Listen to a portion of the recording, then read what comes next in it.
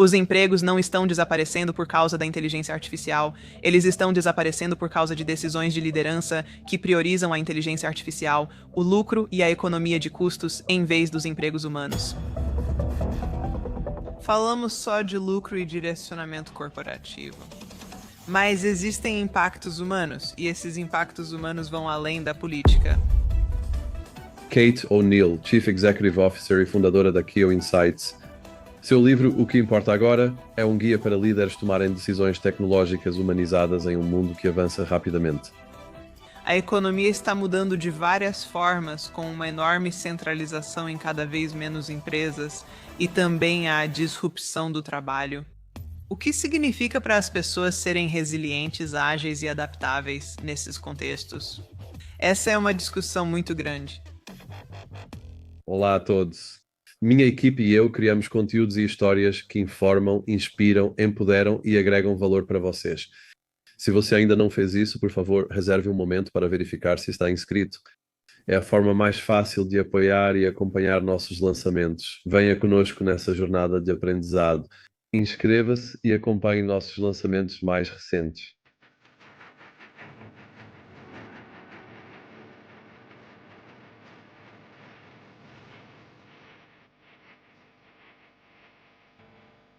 Olá e bem-vindo ao Diniz Guarda, o podcast do YouTube, mais uma vez com o apoio de sitiosabc.com, intelligentisc.com e businessabc.net.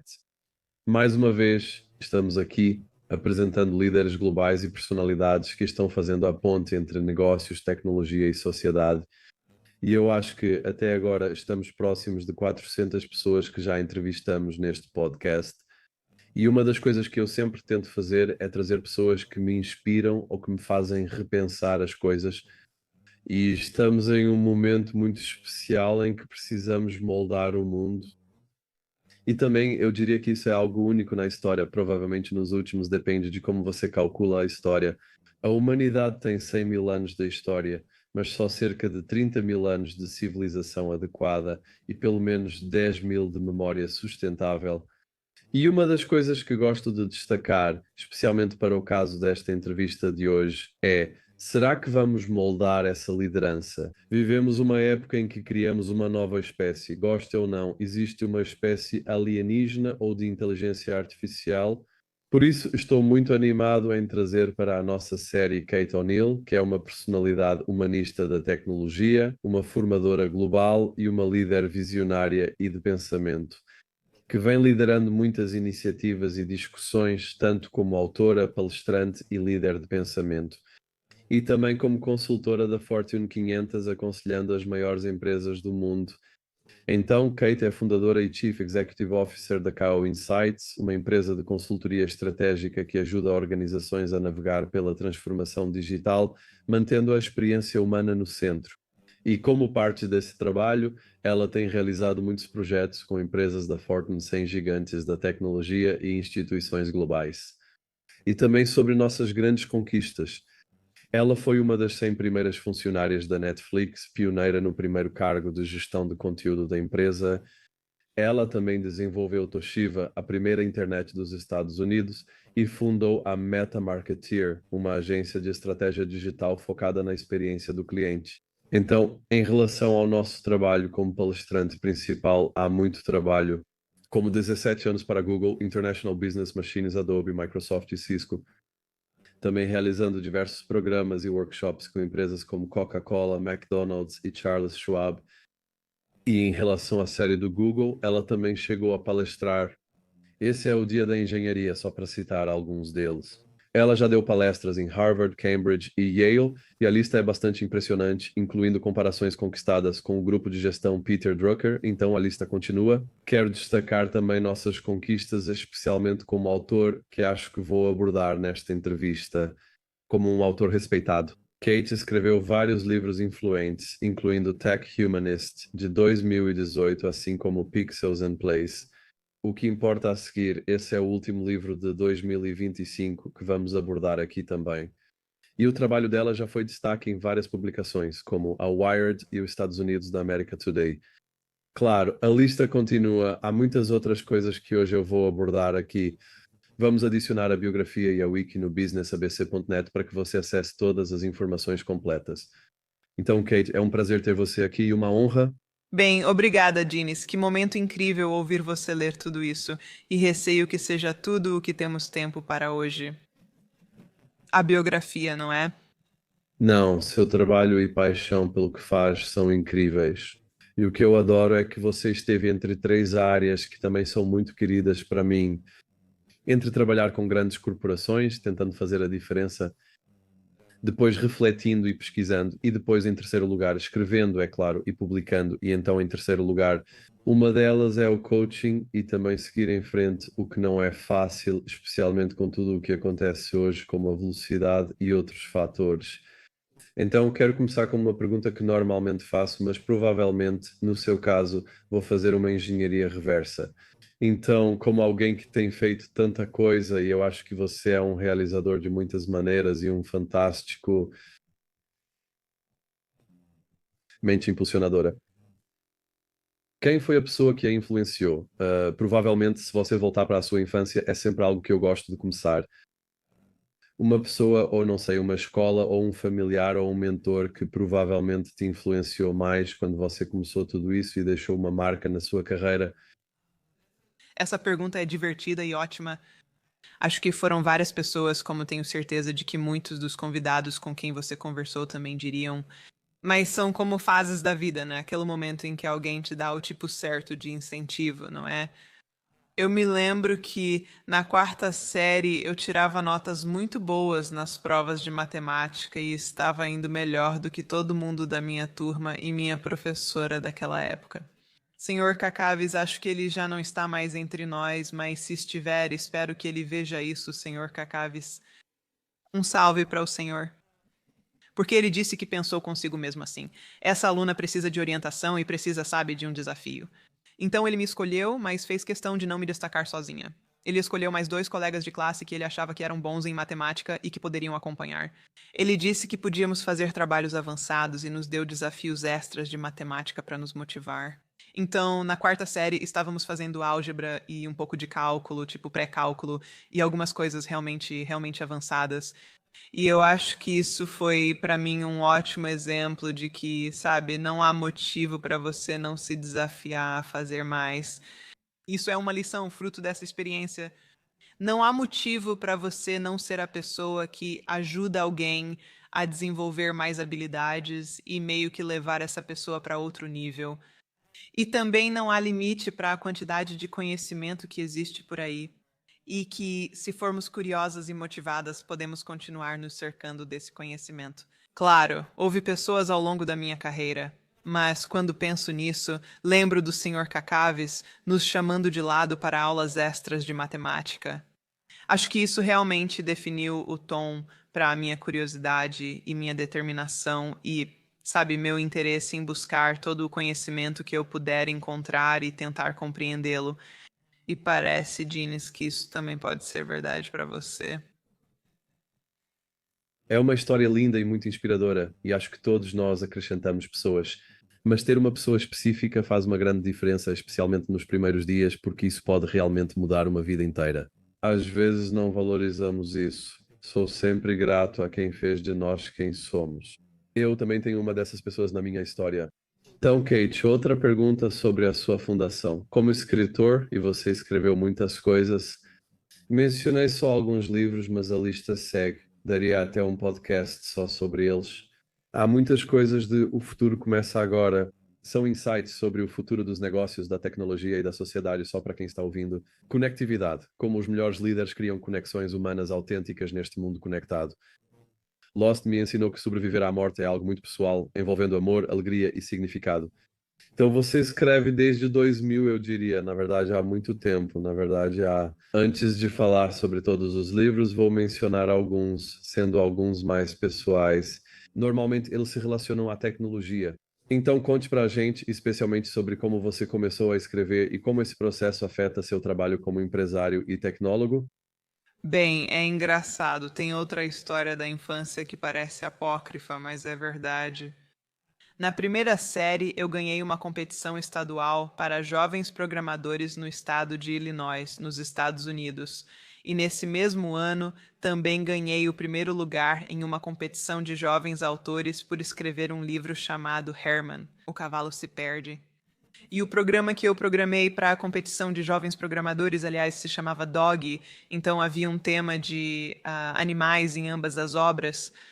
Mas eu acho que isso demonstra que existe esse fascínio ao longo da vida, tanto pela tecnologia quanto pela escrita, pela palavra escrita e pela comunicação. Então eu acho que isso sempre esteve presente. É verdade, durante toda a minha vida eu sempre quis me expressar através da palavra escrita. Sabe, encontrar maneiras de dizer algo original e significativo que de certa forma cria um novo pensamento. Acho que você disse isso na sua introdução, a ideia de levar as pessoas a novas formas de pensar sobre as coisas. Acho que essa é uma das experiências mais profundas que conheço, quando alguém volta para mim e diz: Estou pensando sobre isso de uma maneira totalmente diferente. Por causa do que você disse ou escreveu, imagine se alguém afirmasse que você pode criar uma tecnologia capaz de mudar como as pessoas pensam sobre algo. Você ficaria assim: Isso parece poderoso, tipo, será que devemos fazer isso? Será que conseguimos fazer isso? Mas você já pode, apenas com a comunicação, seja escrita ou falada. Acho que isso é o mais fascinante sobre a dinâmica entre humanos para mim, e sempre foi assim em toda a narrativa do meu trabalho, da minha carreira. É esse tema recorrente da linguagem. É essa tecnologia incrivelmente poderosa que nos permite conectar uns com os outros, que nos permite remodelar o pensamento uns dos outros, se soubermos usá-la bem, e nos permite formar laços e criar impressões duradouras que podem seguir potencialmente até a eternidade, ou enquanto aquela palavra escrita existir. Então, eu acho isso incrivelmente fascinante e, para mim, esse tema da linguagem como a tecnologia humana original é o que continua recorrendo ao longo do meu trabalho. Sim, e a linguagem é, neste momento, provavelmente o primeiro estágio dessa nova inteligência LED. Então, o que escrevemos e como levamos isso adiante tem muito mais impacto, embora às vezes linguagem e inteligência ou nossa própria liderança de pensamento sejam um pouco diferentes. Então, voltando ao seu histórico, eu gostaria de passar pelo seu histórico em termos dessas experiências. Então, a partir da escrita e de levar isso adiante, você teve essa experiência começando no mundo corporativo e, claro, ficou conhecido também como um humanista da tecnologia. Então, há muitas coisas que trouxeram esses 25 anos de experiência em tecnologia, estratégia e inovação. Então, um pouco desse histórico, como você iniciou a sua carreira. Hoje observamos pessoas e influência e como começar uma carreira, porque, claro, há muitos destaques, tanto na sua parte académica quanto como redator técnico. E então, claro, tem a Netflix, que é um salto bastante importante e significativo, especialmente sendo um dos primeiros. Antes de falarmos dos livros e da sua presença, só um pouco desse contexto. Sim, obrigada. Sempre digo isso aos alunos quando converso sobre o assunto. Você sabe sobre a direção que eles estão tomando em suas próprias carreiras ou como estão encarando os estudos para moldar as carreiras que pretendem ter, é que eu acredito que liderar com curiosidade é fundamental e eu era curioso sobre várias áreas. Linguagem, teatro, performance, música como comunicação, além de tecnologia, matemática e outros campos. Então, foi realmente difícil para mim escolher qual área eu iria cursar na faculdade e eu acabei escolhendo linguagem. Porque eu me imaginava como uma intérprete na Organização das Nações Unidas, essa era a visão que eu tinha de mim mesma. Tipo, eu vou ser isso. Eu sempre poderia ser atriz ou artista musical, tudo isso poderia acontecer. Não preciso de diploma universitário para isso, então não farei faculdade nessas áreas. Vou focar no que exige diploma universitário para eu fazer. E todas essas outras coisas ainda são opções para mim, então eu acho que manter suas opções em aberto é um aspecto realmente importante disso. Mas eu escolhi línguas e me formei em alemão, com especialização em russo e linguística, com ênfase em estudos internacionais. E através disso foi uma base educacional realmente ótima para mim, para pensar sobre os componentes da linguagem e realmente entender a linguagem como um sistema. Então, sabe, meio que formando isso, a espinha dorsal do que acabamos de falar, essa ideia da linguagem como a primeira tecnologia humana. Ao mesmo tempo, isso me deu a oportunidade de me tornar supervisora do Laboratório de Línguas da Universidade de Illinois, em Chicago. E foi numa época em que a web visual, a World Wide Web, surgiu pela primeira vez e tinha o primeiro navegador gráfico da web. O Mosaic surgiu. E eu vi aquilo e senti aqueles arrepios na nuca, sabe? Aquela sensação de tipo, nossa, isso é incrível. Eu pensei, isso vai mudar tudo. Então, o fato de eu ter a oportunidade, como supervisora daquele laboratório de idiomas, de criar um site para o laboratório de idiomas, foi uma chance de realmente colocar a mão na massa, sabe? Trabalhando com a web e construindo um site. Acabou sendo o primeiro site departamental da universidade, e foi bem no começo.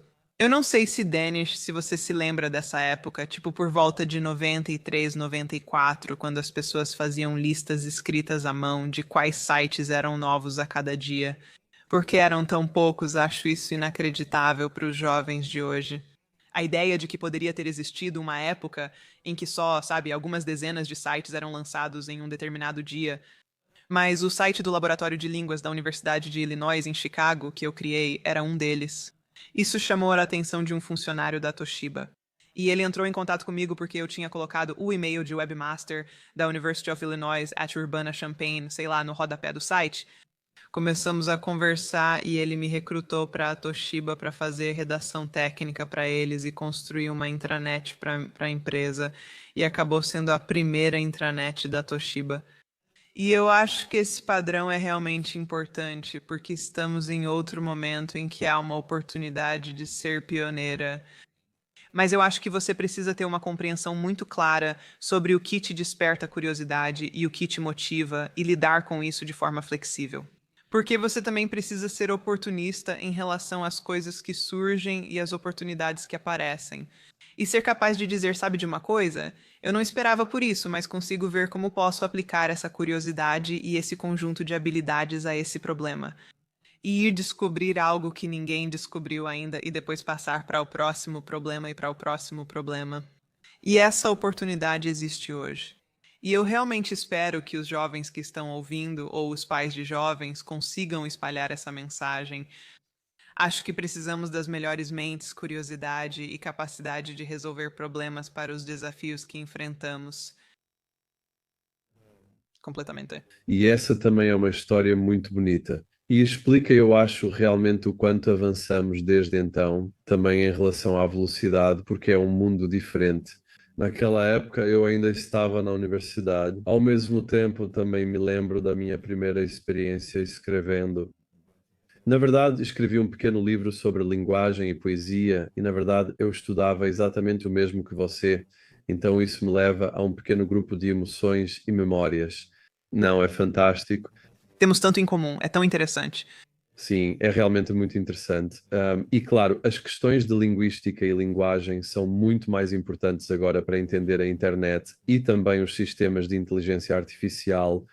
Essa experiência com a Toshiba é impressionante, pois construir a primeira internet teve grande influência, tenho certeza. Isso ocorreu em uma empresa japonesa que costuma ser um pouco lenta. Apesar de inovadora, também é bastante tradicional.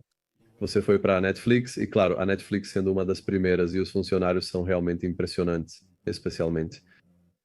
Tenha em mente como a Netflix mudou completamente a maneira como consumimos entretenimento e tudo mais.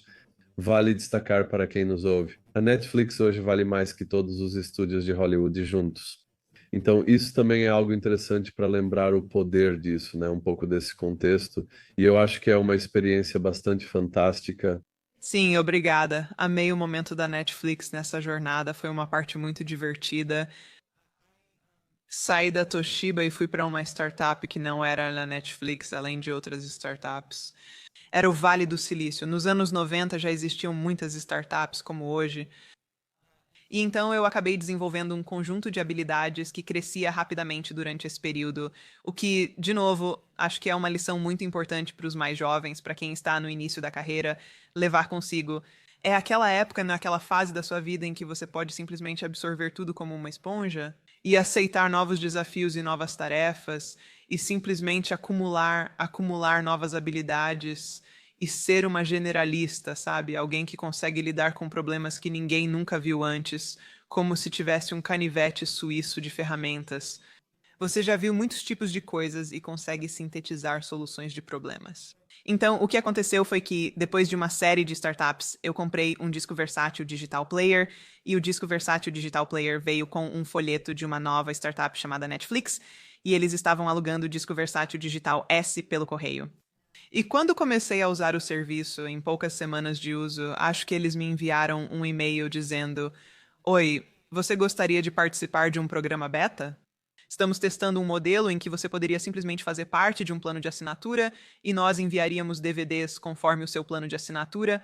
Então eles inventaram a fila, que era obviamente, sabe, meio que o estágio depois das locações uma a uma e antes de eles descobrirem o streaming.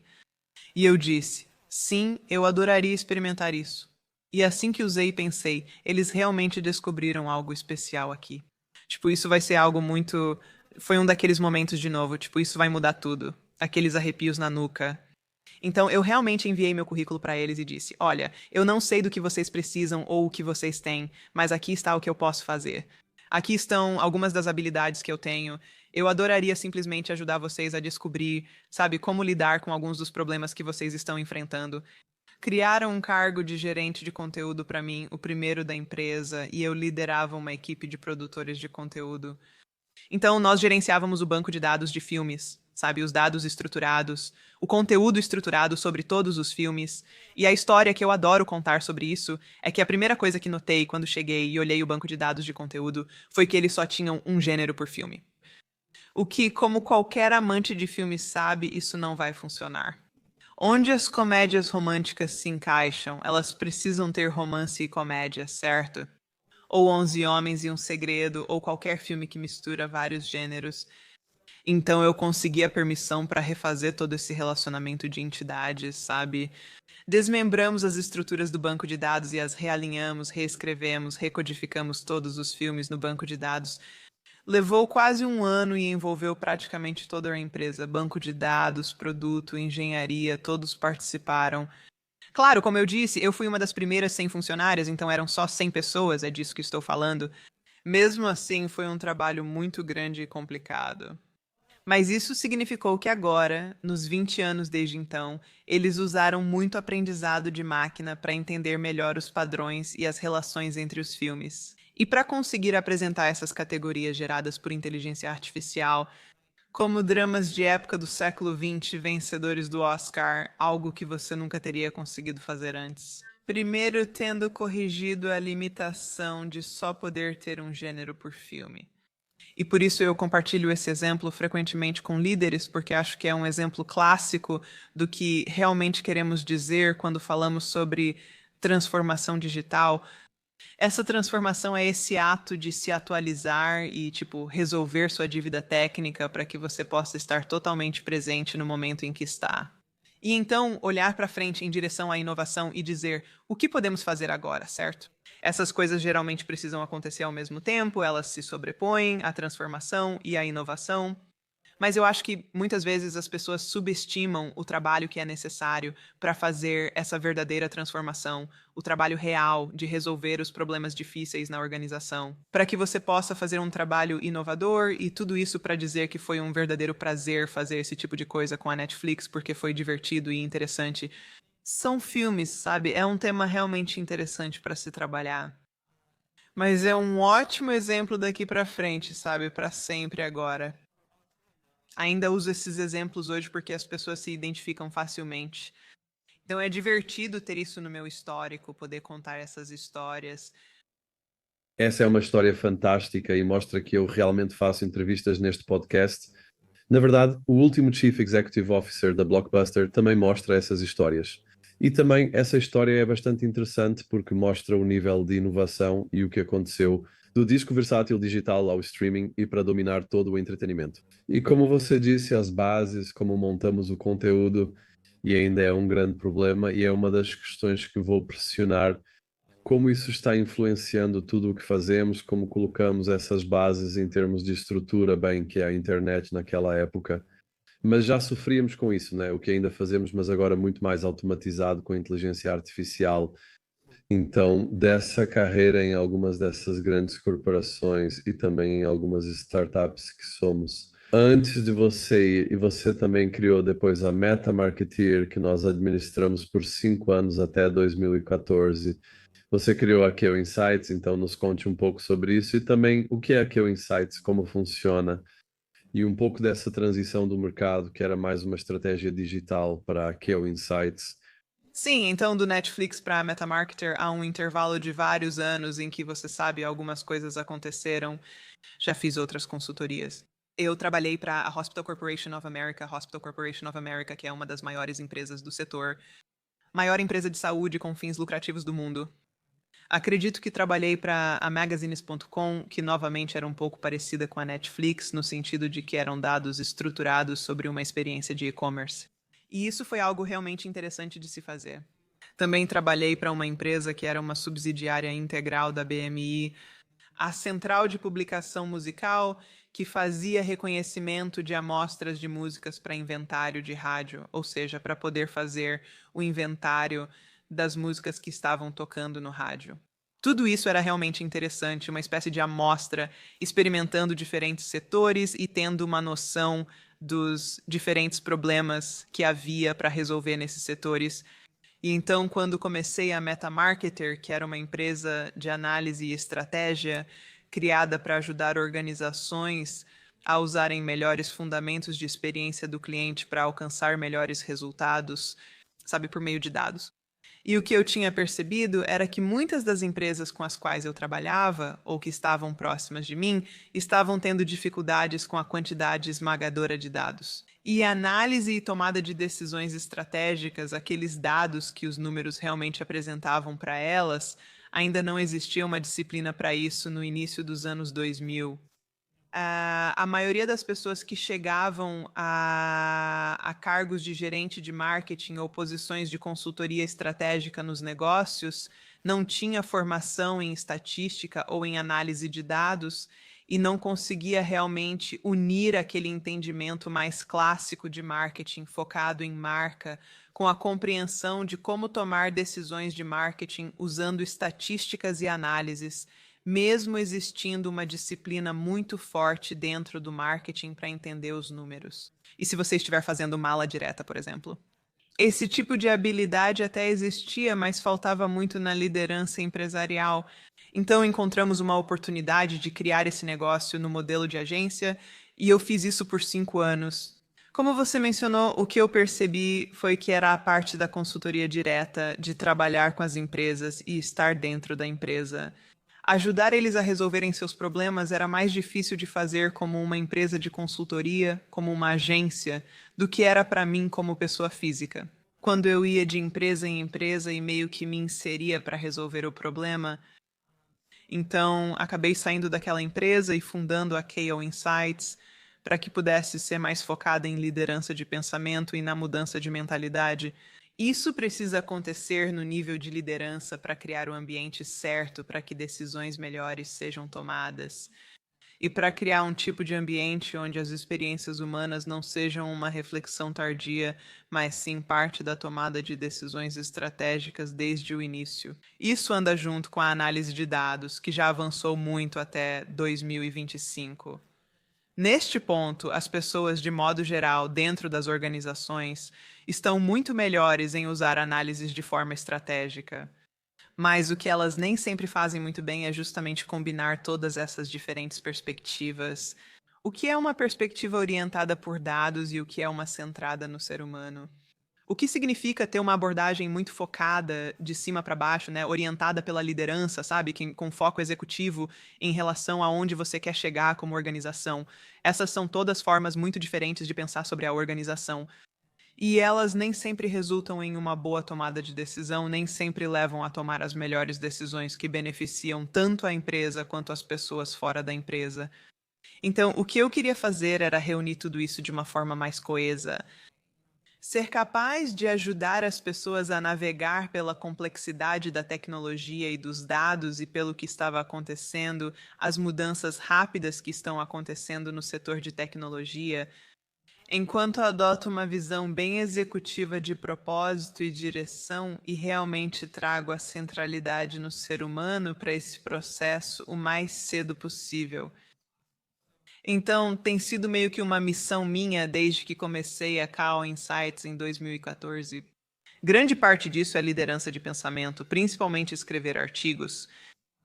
Sou palestrante profissional, essa é a principal parte do que faço. Subir em palcos e tentar transmitir alguma ideia por meio da própria palestra. E então fazer com que essa mensagem continue viva nas centenas e milhares de pessoas que estão nessas plateias. E assim ela alcança muito mais pessoas do que apenas trabalhando individualmente dentro das organizações e tentando promover mudanças dessa forma. Acho que a combinação de todos esses níveis ao mesmo tempo gera as maiores mudanças. Sim, é incrível como você lidou com isso e também o sucesso que você teve nisso. Porque não é uma coisa simples manter um trabalho constante, especialmente aconselhando essas grandes corporações e também mantendo a relevância, porque uma das coisas que as pessoas subestimam é a quantidade de trabalho que está por trás de manter tudo funcionando. Eu diria que manter tanta informação atualizada, além de engajar públicos globais como palestrante, consome muito tempo e sei que o mercado dos Estados Unidos da América é ótimo para isso. Antes de falar dos seus livros, quero abordar também os humanistas da tecnologia. Então, é um podcast fantástico e você tem trabalhado também com mais duas pessoas e é incrível o que vocês conseguiram alcançar. Esse é o trabalho que você fez ao construir isso e também ao levá-lo adiante. Conte-nos como trabalhamos e o que vocês estão conquistando com isso. O Tech Humanist Show é um podcast que iniciei em 2020, na pandemia. Muitos palestrantes como eu perceberam que sentiam falta dos palcos antes de tudo. Também busco formas de me conectar e comunicar com as pessoas. Então, sabe, estávamos fazendo muitas palestras virtuais naquela época e foi muito natural, eu acho, né, usar o Zoom e transmissões ao vivo para se conectar com as pessoas. Então, eu fazia transmissões ao vivo, discussões de 1 hora com as pessoas sobre tecnologia e seu impacto na humanidade, e parecia ser exatamente assim que as pessoas queriam consumir. Depois de um tempo, isso acabou virando realmente um podcast, então se transformou de um evento multimídia centrado em transmissões ao vivo para ser mais um podcast editado. E eu fico feliz com isso porque nos dá a chance de fazer coisas diferentes do que fazíamos na transmissão ao vivo. A transmissão ao vivo era muito centrada em, tipo assim, uma entrevista com uma pessoa só. Mas o podcast nos deu a chance de dizer: vamos pegar um tema como privacidade e vamos discutir 3 ou 4 ângulos diferentes que talvez queiramos abordar sobre privacidade. E citar vários especialistas no episódio. E realmente chegar a alguns dos pontos mais importantes que as pessoas vão precisar tirar disso. Então, isso evoluiu bastante. Nós mudamos o formato várias vezes, acabamos de ganhar um prêmio de excelência na web, então estamos muito felizes e orgulhosas disso. Mas ainda sou eu sou a apresentadora e produtora executiva do programa. Eu tenho uma equipe de pessoas como você que ajudam a produzir e que cuidam da edição e dessas coisas. Mas no final das contas é realmente um projeto de paixão meu que eu sinto que é muito importante. É uma maneira muito boa para mim de ouvir as pessoas, assim como você está fazendo, de trazer pessoas que quero entender nuances do que pensam. Posso perguntar, ouvir e responder. E como uma pessoa curiosa, né, assim como você, Dinit, eu sinto que é uma oportunidade incrível de simplesmente ser uma estudante naquele momento e ser alguém que pode ouvir, mas também conduzir a conversa como você faz e levá-la para algo que eu consiga. Eu meio que pego e digo tipo, você acabou de dizer algo que eu acho muito interessante e eu gostaria de explorar isso um pouco mais. E de repente, o tema que íamos explorar no episódio se torna um pouco diferente, porque acabamos de descobrir algo que é realmente importante. Também tem sido uma oportunidade, tipo, já fui convidada para palestras principais sobre assuntos que eu realmente não conhecia muito bem. A indústria, como a mineração, por exemplo, é um tema muito importante atualmente. Os minerais de terras raras são muito disputados. Você sabe que vamos ver muito mais disso nos próximos anos. Fui contratada para dar uma palestra principal em uma associação de mineração e pensei: quero saber qual é a discussão sobre tecnologia na mineração. Então convidei a Chief Executive Officer da associação para uma entrevista e ela trouxe algumas percepções incríveis sobre isso. Então foi um grande aprendizado para mim Também foi um ótimo recurso para os participantes da minha palestra e daquela conferência poderem ouvir, porque a associação me trouxe para ser a palestrante principal daquele evento. Porque era como se as duas facetas desses dois mundos pudessem se conectar e se cruzar uma com a outra através daquela discussão no podcast. Então, eu acho que existem maneiras incríveis de como esse tipo de discussão, esses podcasts, podem realmente servir a tantos aspectos diferentes de uma função e fornecer tanta informação de maneiras tão ricas para tantos públicos diferentes. É um podcast fantástico, venho acompanhando e pesquisando, e é especial como você conduz e leva isso adiante. Então eu quero focar nos livros porque, claro, ainda tem muita coisa que eu quero perguntar. Então, durante essa carreira, só antes de entrarmos a fundo em algumas das coisas e perguntas relacionadas aos livros que vocês estão escrevendo, então, como você conseguiu conciliar a carreira como empreendedor ou, primeiro de tudo, trabalhando para corporações, outras empresas, depois como empreendedor e então como escritor em paralelo? Porque eu acredito que sou um grande fã de podcasters, pensadores e escritores e, claro, sendo um deles, uma das coisas especiais é que quando você escreve, você realmente consegue processar muitas coisas. Às vezes discuto com a minha equipe para garantir que escrevam as coisas e tem até muitas coisas sobre como escrever. Teve uma entrevista fantástica com Tim Ferriss e Robert Rodrigues. Ele, na verdade, fez um diário com os filhos dele e isso mudou completamente a maneira das crianças. E é muito bonito do jeito que você colocou. Então eu quero falar sobre isso aqui porque é uma das coisas que, como escritor, me ajudou muito. Equilibrar escritor, empreendedor e formador de opinião nem sempre é fácil. Ainda mais porque escrever um livro agora é seu trabalho de pós-graduação e tudo mais. Você pode fazer coisas incríveis, mas precisa mostrar sua personalidade e diferenças. Muitos desses livros levam anos para serem feitos. Conte um pouco do seu histórico e como equilibra tudo isso. Sim, sim, eu acho, Diniz, você está certa nisso. Acho importante entender que a escrita tem vários propósitos. Escrever como uma forma de pensar ou de pré-pensar é uma função realmente importante para alguém, para qualquer pessoa, na verdade. Mas especialmente para pessoas como você e eu, que estamos construindo carreiras inteiras em torno de pensamentos novos e originais, de síntese de ideias e trazendo essas ideias para o mercado de alguma forma. Então, eu acho que é realmente importante para nós entendermos a escrita como uma ferramenta de pensamento. Também acho importante sermos honestas ao admitir que nem toda escrita é assim, certo? Tipo, existe muita escrita que tem um foco mais utilitário, como responder seus e-mails, e há muita escrita que é mais transacional por natureza ou meio mais rotineira. Então, eu acho que quando analisamos isso, existe uma oportunidade para estarmos preparadas para a forma como a inteligência artificial generativa, está mudando a maneira como encaramos a escrita.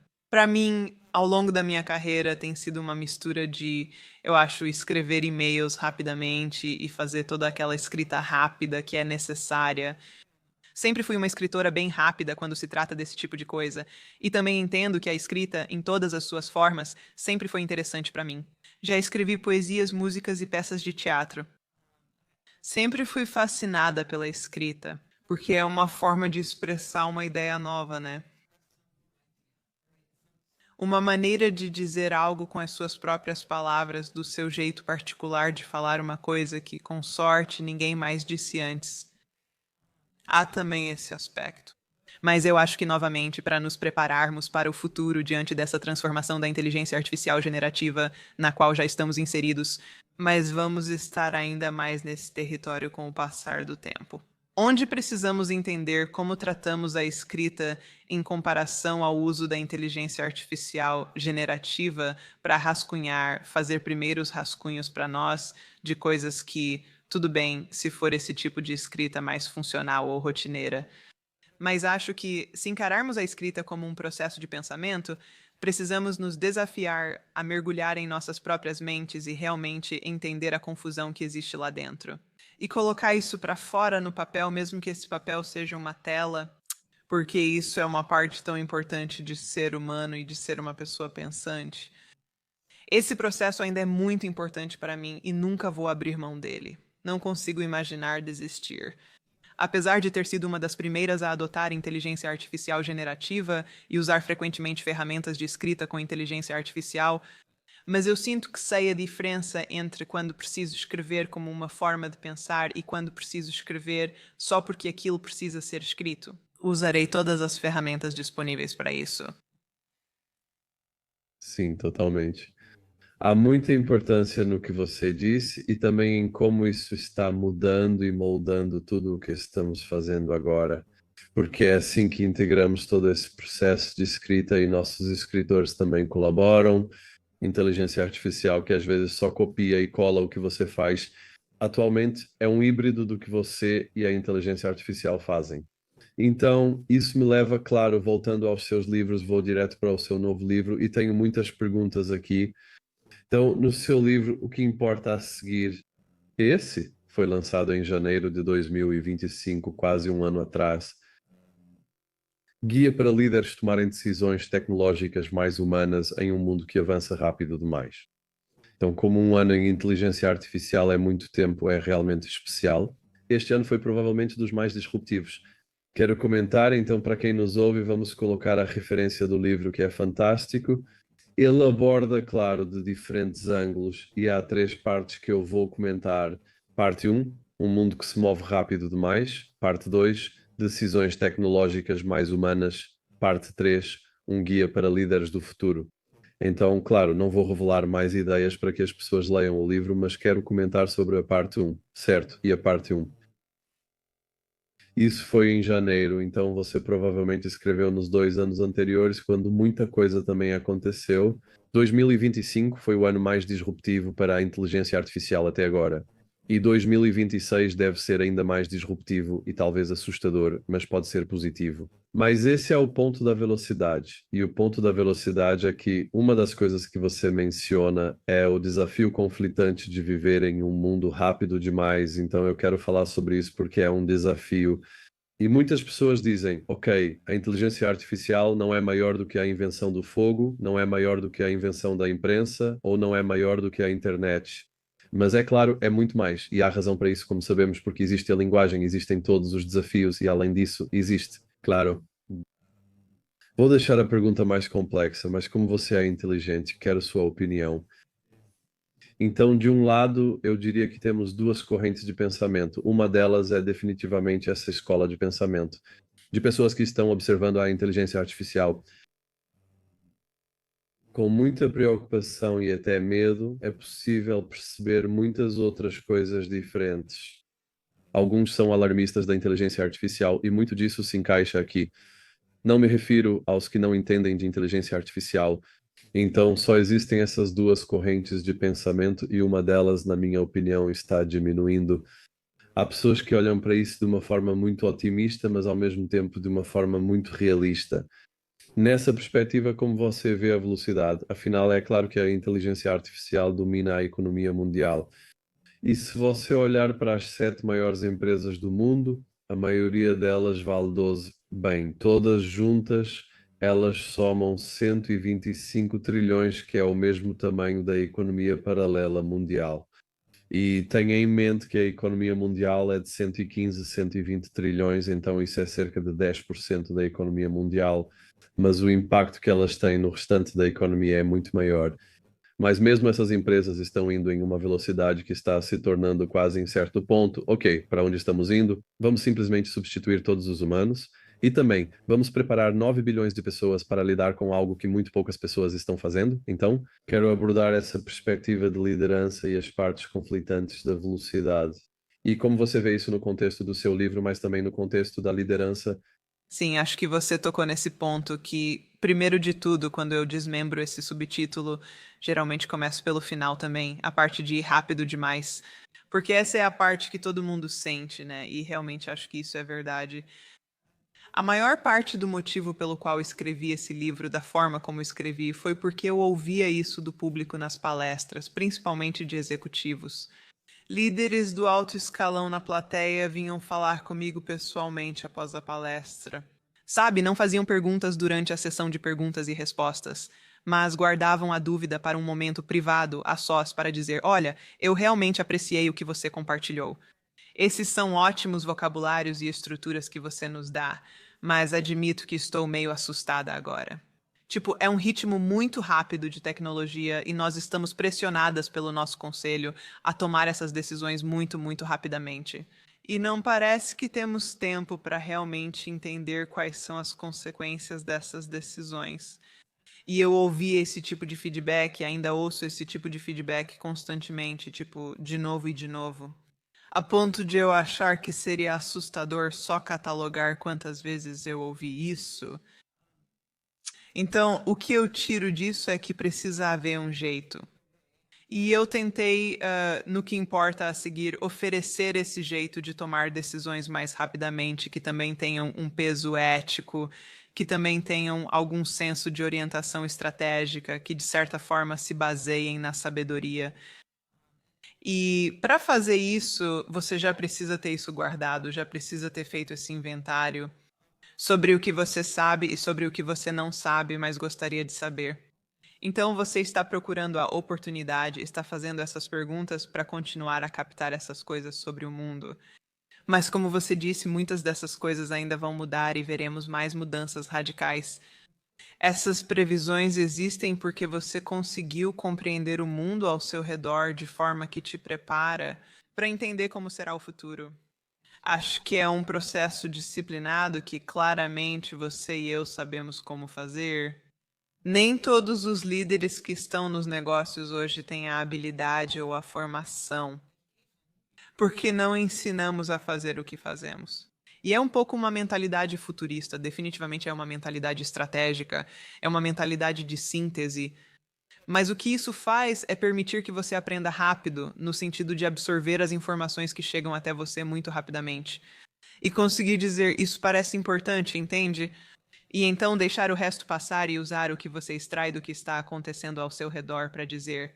Tipo, com apenas essas pequenas dicas dos sinais, os sinais fracos que estão acontecendo no mundo agora, eu consigo ver como isso, combinado com o que eu entendo de forma perspicaz sobre o que importa para a nossa organização e o que importa para o nosso futuro, muda a direção. O que vamos precisar fazer, como vamos precisar investir no nosso futuro? Então, eu acho que essa é a perspectiva de liderança organizacional. Acho que, do ponto de vista de liderança individual, ou de uma perspectiva individual, é um pouco diferente, mas não tão diferente assim. Ainda precisamos individualmente enxergar este momento dentro de uma linha de pensamento contínua. Devemos encarar isso como uma continuidade, entender nosso ponto nessa linha do tempo e prever o que pode vir depois. E sermos capazes de nos preparar para o que for necessário para sermos resilientes e adaptáveis à medida que as coisas mudam nos próximos anos. E é muito do que eu acho que você já está sugerindo. É a disrupção das indústrias, é a economia mudando de várias formas diferentes em direção a uma enorme centralização em cada vez menos empresas, e também é a disrupção do trabalho. São vários fatores diferentes. O que significa ser resiliente, ágil e adaptável nesses contextos? Essa é uma grande discussão e fico feliz em abordá-la. Mas acho que é aí que você começa a definir os parâmetros da discussão ao considerar isso. O que significam aceleração e velocidade? Em termos das questões e dos problemas que isso levanta em nível governamental, regulatório, organizacional, individual e, de certa forma, em nível social. Como funcionamos como sociedade em todas essas diferentes dimensões? Então, há muito para digerir aí. Então, antes de tudo, é como você disse, nós estamos falando sobre grandes corporações, como elas estão tendo dificuldades para se adaptar à inteligência artificial. E aí você aborda a ética, por exemplo, no seu capítulo 4, você fala sobre impactos éticos e o que está por trás disso, então vamos falar sobre isso. E também você menciona a aceleração ética. Então eu quero abordar isso porque é algo que não é. Eu acho que a gente fala sobre ética de uma forma muito ampla, mas não no sentido de como isso vai impactar tanto a liderança quanto a sociedade. Já está impactando, vamos ser honestos, porque eu mencionei isso com você antes. Então, nós estamos, como fizemos a entrevista em dezembro de 2025, e nós acabamos de receber recentemente um relatório do Massachusetts Institute of Technology que destacou isso. Só nos Estados Unidos, 125 empregos estão sendo substituídos por inteligência artificial, o que equivale a 12 trilhões. Então, isso é uma quantia substancial da economia mundial, e especialmente da economia dos Estados Unidos. E isso está se tornando uma questão de, certo? Primeiro de tudo, a ética da inteligência artificial, mas também como isso impacta a sociedade e a ética que vai surgir disso. E eu quero abordar isso. Vou tornar a pergunta um pouco mais complexa, mas é algo que está na minha mente e como você lida com isso. Porque eu fiz algumas entrevistas com alguns dos principais filósofos de inteligência artificial do mundo, como Nick Bostrom e alguns outros. E uma das coisas é que, por exemplo, no caso do Nick Bostrom, ele já está 10 anos à frente. Ele nem pensa mais em humanos, ele já pensa em ciência digital, o que é impressionante. Mas ainda há cerca de 9 bilhões de pessoas despreparadas, certo? Ainda não desisti da humanidade. Sim, exatamente esse é o ponto. E nem se trata do que você gosta ou não. Eles estão criando bilhões de seres digitais sencientes. Isso também vai acontecer. Essa é outra questão. Mas a minha pergunta, voltando para a ética, é sobre os humanos. Então, o ponto nos humanos é esse. Como vamos lidar com isso? Porque, por exemplo, a maioria da sociedade mundial, enquanto falamos, sem entrar em geopolítica, mas a principal preocupação das pessoas é a imigração e os problemas relacionados à economia e assim por diante. Você está criando algo que vai revolucionar tudo o que sabemos sobre isso. Quero abordar isso não só do ponto de vista corporativo, mas também ético e humano, pois essas questões me afetam. Eu tenho que pensar nisso como alguém que constrói tecnologia e como uma inteligência artificial, porque uma coisa sou eu como líder de pensamento, outra coisa sou eu construindo tecnologia e outra coisa é a inteligência artificial. Os riscos que surgem são como abrir uma caixa desconhecida. E ao mesmo tempo, você e eu estamos no mundo ocidental. Embora tanto a Europa quanto os Estados Unidos estejam enfrentando muitos desafios no momento, a questão é como esses desafios estão se desenrolando. Porque se eu disser a verdade, minha inteligência artificial vai, de certa forma, aprender e fazer um pouco da verdade. Mas se eu estiver mentindo e se eu estiver falando muitas coisas antiéticas, e, por exemplo, no momento já estamos em um estágio em que, por exemplo, a Anthropic recentemente sofreu um ataque de invasão no código da inteligência artificial por código de inteligência artificial e também temos muitos episódios de LLMs que às vezes começam a dar errado, até mesmo na minha própria produção. Eu tenho alguns LLMs que ficaram descontrolados. E não estou falando do porte, claro, dos grandes players de inteligência artificial. Então eu quero abordar isso e você tem 2 capítulos sobre esse tema: o pensamento de linha de frente, ética, impacto e bastidores. E depois o capítulo 5 da parte 2, aceleração ética, tomando decisões tecnológicas amigáveis ao ser humano. Estou fazendo uma pergunta maior que toca na sua questão. Os capítulos são grandes e extensos. Sim, sim.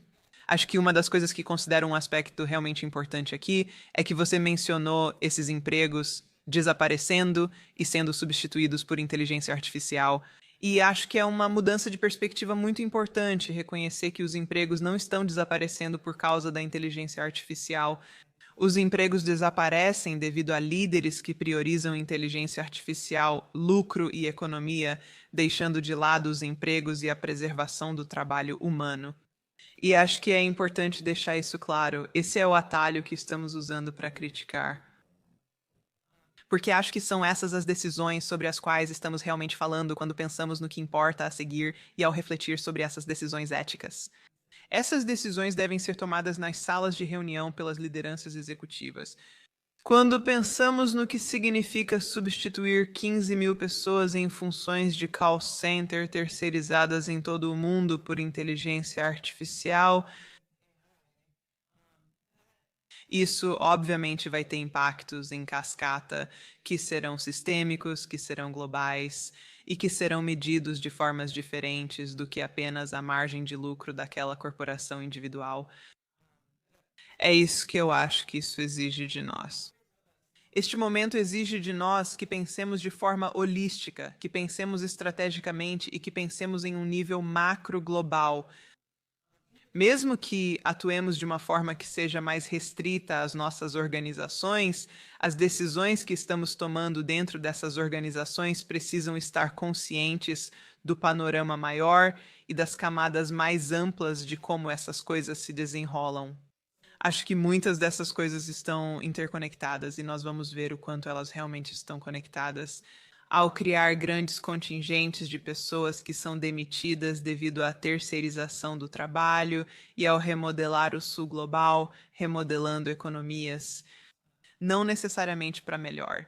E no momento em que também estamos tendo enormes desentendimentos e conflitos sobre imigração, É um grande eufemismo chamar isso de desentendimento nos Estados Unidos.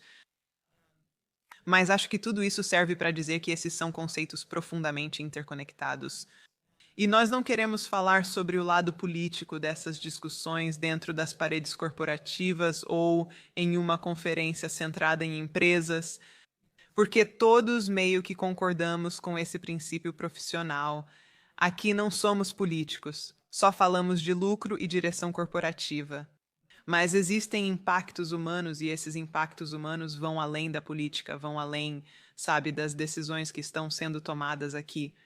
Então eu realmente acho que essa é uma parte muito importante da discussão. Falar sobre o que estamos falando. Para sermos eticamente honestas, intelectualmente honestas e tomarmos essas decisões sem, de certa forma, colocar uma venda nos nossos olhos, assim, não precisamos ver as implicações futuras dos danos que possamos estar causando. Dito isso, eu não acho que todos os números que vemos sobre empregos sendo perdidos por causa da inteligência artificial sejam necessariamente por causa da inteligência artificial. Eu acho que muitas vezes, quando vemos esses números, assumimos que eles estão ligados a decisões relacionadas à inteligência artificial, mas nem sempre é o caso. São cortes que as empresas estão fazendo porque acham que podem agrupar esses cortes em um dia cheio de notícias e, assim, meio que se beneficiar por estarem junto com outros nomes de empresas, como 10 mil demissões da empresa X, 15 mil demissões da empresa Y. E aí parece que, ok, foi só mais um dia de notícias esquecível porque todo mundo fez esses cortes, então deve ser só o que está acontecendo agora. Eu não acho que tudo isso seja explicitamente inovação em inteligência artificial que está criando uma falta de necessidade para esses cargos de colaboradores humanos. Acho que muita coisa está acontecendo ao mesmo tempo. E o outro lado disso é que muitas vezes vemos atitudes excessivamente agressivas por parte da liderança, onde eles cortam 15 mil empregos e depois percebem que cortaram demais e precisam recontratar 5 mil dessas pessoas para preencher as vagas novamente.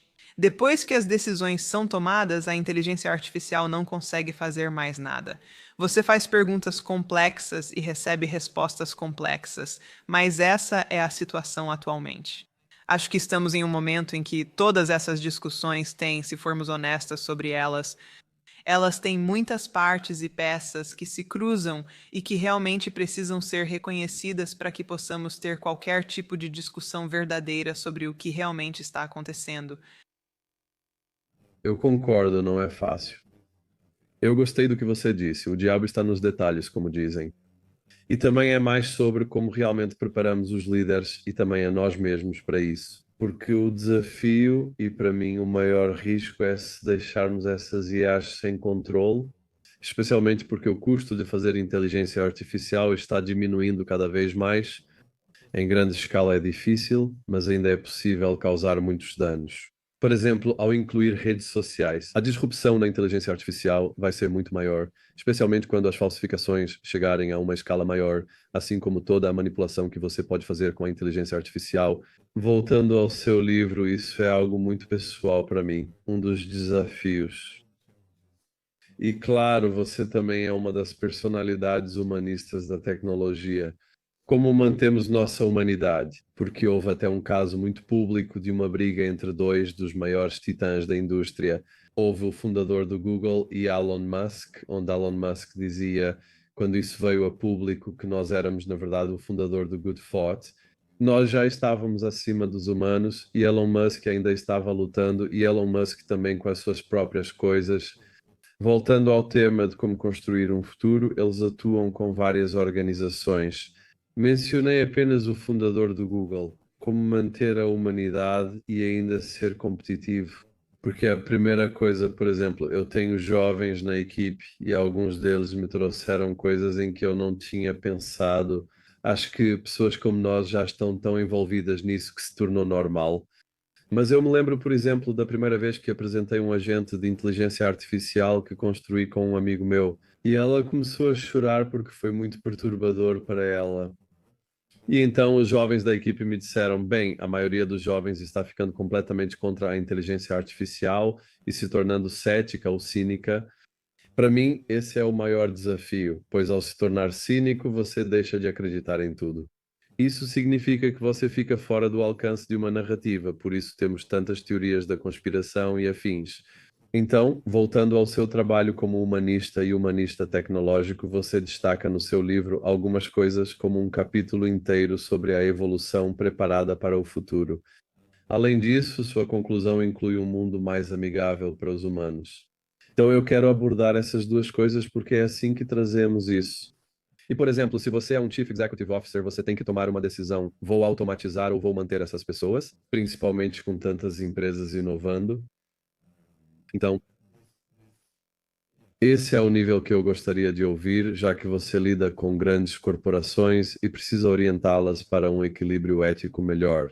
Sim, acho que uma das coisas que tenho ouvido de muitos líderes agora e que eu valorizo como líder da minha própria empresa, obviamente em uma escala muito, muito menor do que a de muitas dessas empresas que eu aconselho, existe uma continuidade ou um tema consistente que muitos líderes escolheram adotar na maior medida possível.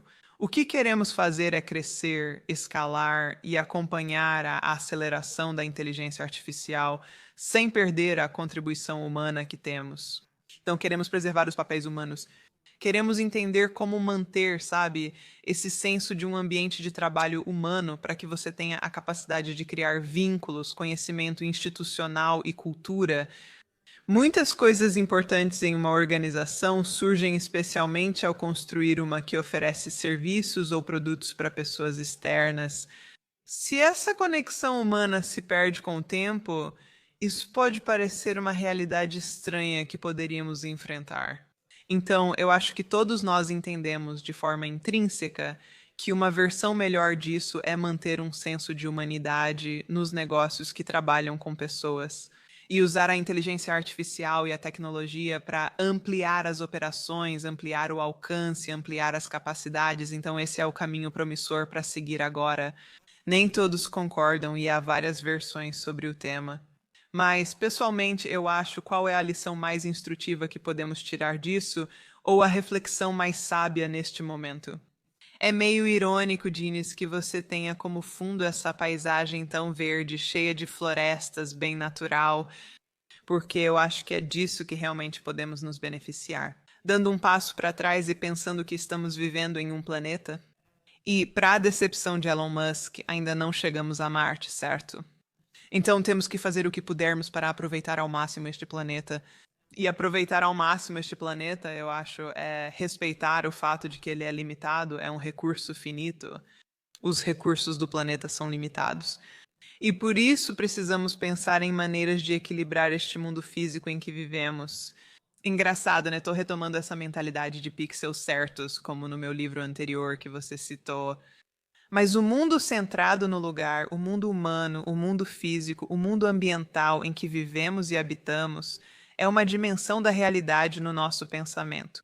E ao mesmo tempo, todos nós passamos muito tempo no espaço dos pixels. Nesse espaço interconectado, sabe? O metaverso acabou sendo algo que as pessoas não estão realmente pensando muito a respeito agora, embora a computação espacial ainda seja uma preocupação muito presente. Mas eu acho que a realidade é que todos nós estamos passando muito tempo nesse espaço ilimitado, sem fronteiras, meio pixelado e virtual, no sentido de que atribuímos muita capacidade a esse espaço, mas vivemos neste espaço físico finito e limitado, e acho que essa é a tensão que vamos precisar resolver para vivermos bem e em harmonia nessa próxima era. Entender como usamos as capacidades das tecnologias que são ilimitadas para trazer de volta algumas capacidades para esta terra física e enraizada e para a humanidade que existe nela, no nosso reino animal, no nosso reino humano, certo? E também permitir que nosso reino intelectual, que existe nesse espaço virtual pixelado, faça esse trabalho incrível, sem limites e infinito, que nos leva a lugares desconhecidos, que nos permite fazer descobertas que não sabíamos que eram possíveis, que nos permite criar riquezas que ninguém imaginava serem possíveis, que nos permite. Mas o que fazemos com isso? É esse constante questionamento, essa tensão entre finito e infinito, físico e virtual. E eu acho que essa tensão vai existir conosco por bastante tempo. E vai ser aquela que os mais sábios e centrados entre nós vão conseguir lidar melhor com essa tensão. E eu acho que os líderes da próxima geração precisam ser bons, precisam aprender a lidar bem com essa tensão e tomar decisões sábias e regenerativas aqui neste plano físico, enquanto também tomam decisões infinitamente ilimitadas nesse plano virtual. É completamente claro, eu concordo, mas é uma tarefa muito difícil e acho que cada vez mais difícil porque eu tenho duas perguntas. Eu sei que estou perto do tempo, então uma pergunta que eu tenho é mais pessoal. Então, como tecnólogo e como alguém que lida com todas essas corporações, então estamos lidando com muitas decisões e voltando para a inteligência artificial em particular, essas decisões estão criando um elemento, gostemos ou não. Existe uma nova espécie e, como Noah Harari afirmou recentemente, criamos uma nova espécie e somos os quase sapiens. Uma nova espécie assumirá o controle. É só uma questão de talvez 10, 20, 50 ou 100 anos, mas de fato teremos um híbrido humano surgindo, o que nos leva ao território da ficção científica. Mas, bem, como alguém que tem trabalhado e eu realmente entrevistei robôs nesta série, então estive muito envolvido nisso em vários níveis. Lembro que entrevistei um robô pela primeira vez antes das ondas de inteligência artificial há uns 5 ou 6 anos. Lembro que me impressionei porque responderam às perguntas. Na verdade, de propósito, eu mudei todas as minhas perguntas para entender como ele reagiria a mim. E eu fiquei completamente chocado ao perceber que acabei conversando por uma hora com um robô. Isso foi bem antes de tudo o que discutimos agora sobre a inteligência artificial da OpenAI e do restante. Então isso nos leva a um ponto. Ok, que tipo de narrativa vamos construir para a sociedade? E também qual papel, como líderes de pensamento e líderes, nós realmente podemos trazer para isso? Também acho que temos pouco tempo, considerando toda essa velocidade. E isso provavelmente é um senso de urgência, mas também um senso de, ok, como você lida com isso, não apenas para as pessoas que estão nos ouvindo, tenho certeza. Claro, nem todo mundo está liderando e entendendo inteligência artificial como você faz e como as pessoas com quem nós, você e eu, lidamos. Mesmo no meu caso, entre quase todas as pessoas com quem falo, exceto poucas como você, acho que 90% não têm ideia. Sempre lembro do caso de uma pessoa sobre o qual falo. Eu falei em um pequeno painel e depois desse painel essa pessoa veio até mim e me perguntou: Eu falei muito bem, mas não entendi nada do que você estava falando e eu não fui muito técnico. E isso foi há apenas alguns meses e essa pessoa estava por trás de uma organização financeira muito grande. Então, e isso me assustou, porque se uma pessoa assim, que está gerenciando centenas de milhões de dólares, bilhões de dólares em decisões, coisas desse tipo, ainda há um grande elefante na sala e quero falar sobre isso. Porque, claro, se você fala sobre todas as Googles e todos esses caras, claro que eles sabem, ou pelo menos estão mais preparados. Mas temos o resto do mundo, então isso vem da sua experiência conversando em vários lugares e entendendo esses líderes. Agora vamos dos grandes líderes de tecnologia para o segundo grupo, que são os outros líderes de quem estou falando. Como podemos criar, antes de tudo, uma narrativa mais utópica e não distópica, porque é muito fácil ser distópico, e se você seguir pelo caminho distópico, acaba criando algo muito negativo? Porque a confiança é o que une a sociedade, o que nos faz seguir em frente.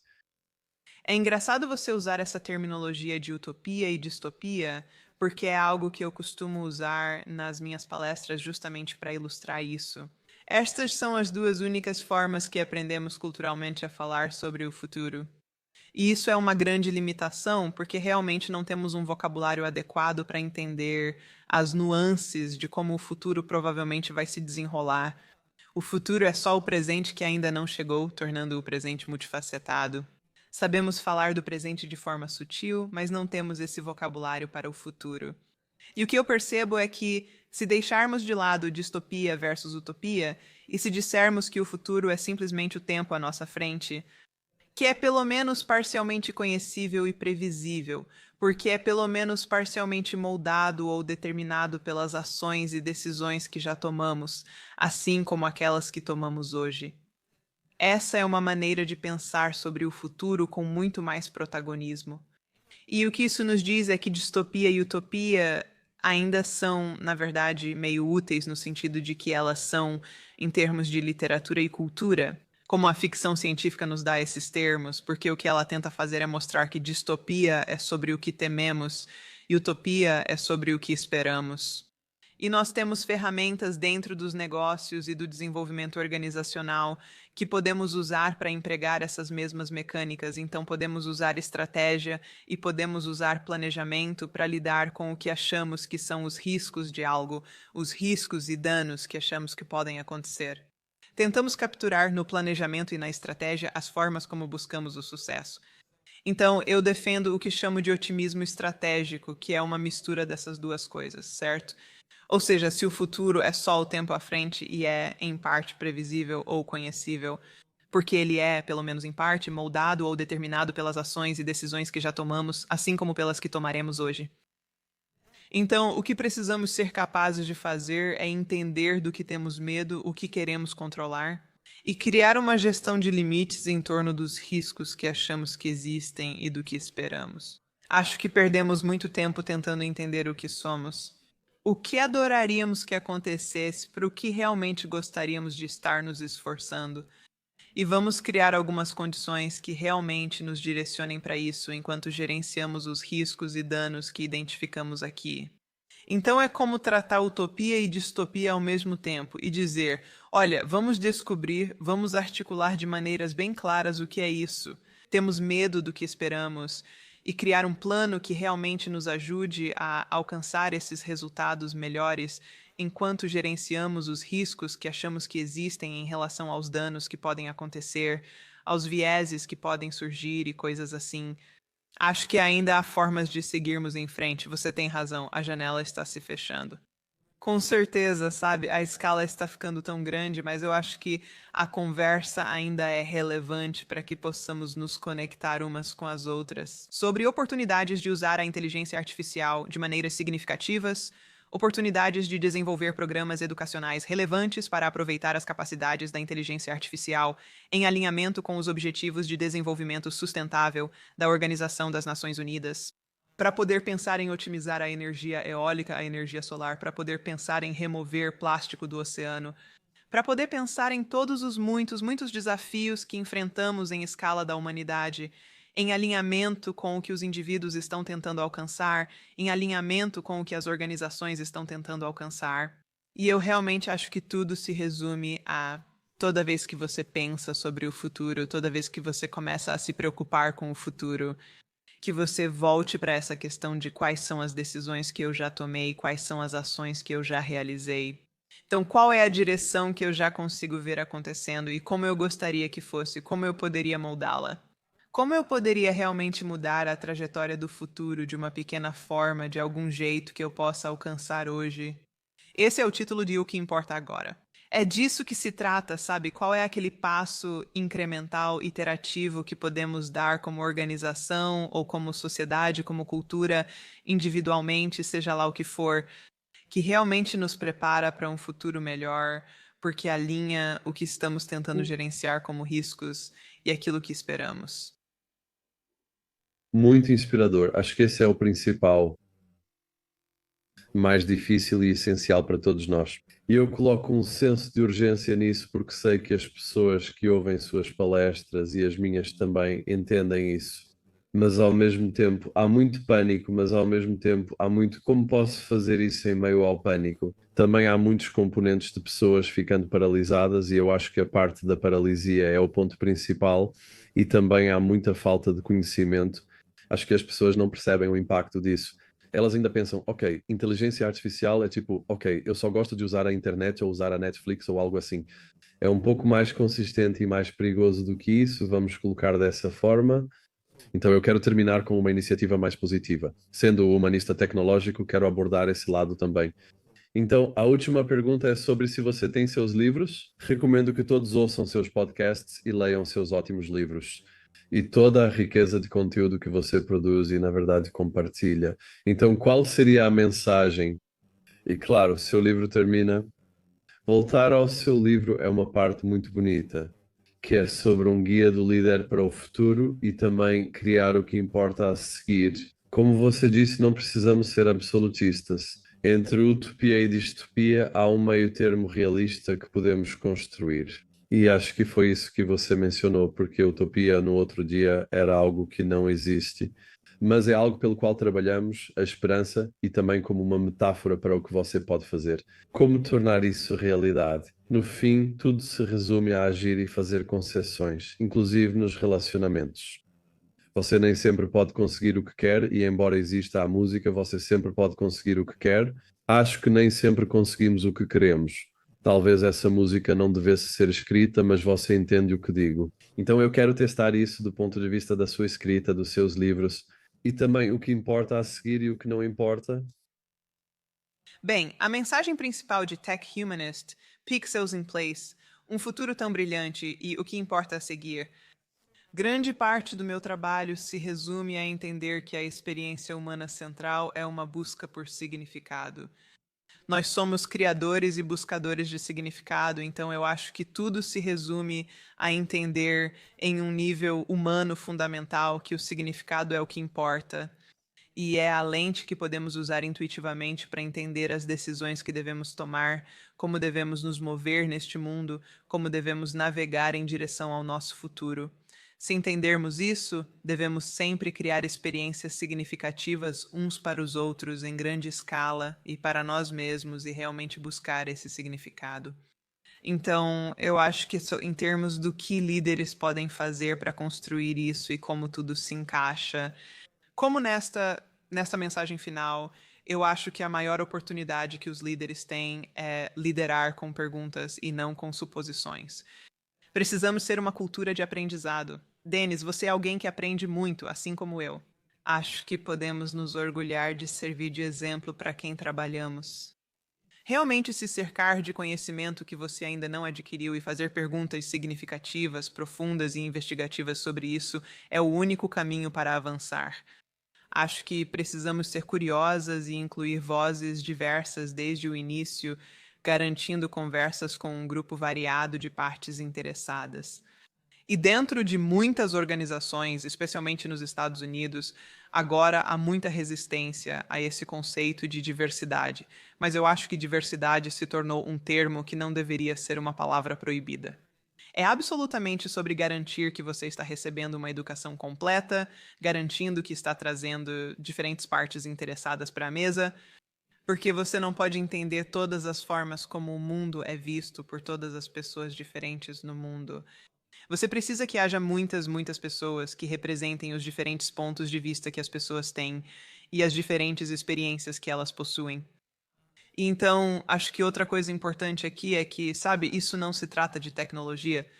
Não é só sobre se a tecnologia é possível. Não é só sobre, sabe, se conseguimos fazer isso com tecnologia. É muito mais sobre se algo é sensato, se deveríamos estar fazendo isso. Se acreditamos que podemos e devemos fazer isso, como devemos proceder? Por isso, é essencial envolver filósofos, especialistas em ética, representantes da comunidade e quem representa o lado humano. O lado humano dessa discussão, igualmente com as pessoas que representam o lado tecnológico da discussão, então isso é um pouco idealista. Eu não conheço muitos líderes que realmente levam tudo isso a sério, mas não acho irrealista dizer que essas seriam as melhores decisões neste momento, se realmente estivéssemos seguindo essa orientação de verdade. Estaríamos tomando as decisões mais preparadas para o futuro, mais humanas e mais alinhadas com a tecnologia que pudéssemos, com a tecnologia mais poderosa que este mundo já conheceu e conhecerá por enquanto. Então, eu realmente espero que existam alguns líderes que ouçam isso e pensem: sabe de uma coisa? Eu sou esse tipo de líder, eu vou tomar esse tipo de decisão. Amém. Eu não poderia concordar mais. E é isso, precisamos disso pelo bem de todos nós. Se não fizermos isso, teremos um cenário realmente distópico. Acredito que a humanidade vem em primeiro lugar, por isso seus livros, escrita e otimismo são tão importantes. Seu lindo sorriso destaca isso. Foi uma honra e prazer. Acho que já passamos de uma hora. Foi um prazer. Obrigado. Então, claro, eu tenho muito mais perguntas que podemos fazer em um futuro próximo, mas eu quero que o meu público saiba sobre você. E também vamos divulgar muitas das suas publicações, livros e coisas assim. Você está no LinkedIn e em várias outras plataformas. Também vamos destacar seus sites. Então, foi realmente uma honra e um prazer, e eu só desejo a você aquela inspiração fantástica que precisamos para o mundo. Às vezes eu tenho dias difíceis. Acho que você trouxe um pouco de luz e precisamos disso. Muito obrigado. Obrigada, Denis. Eu agradeço. Obrigada por me receber. Obrigado por assistir a este episódio. Por favor, compartilhe suas opiniões, perguntas ou um tema que você queira para o próximo episódio na seção de comentários. Minha equipe e eu lemos tudo e adaptaremos nossos vídeos conforme seu feedback. Inscreva-se para não perder o próximo vídeo. Até logo e mantenha-se saudável e informado.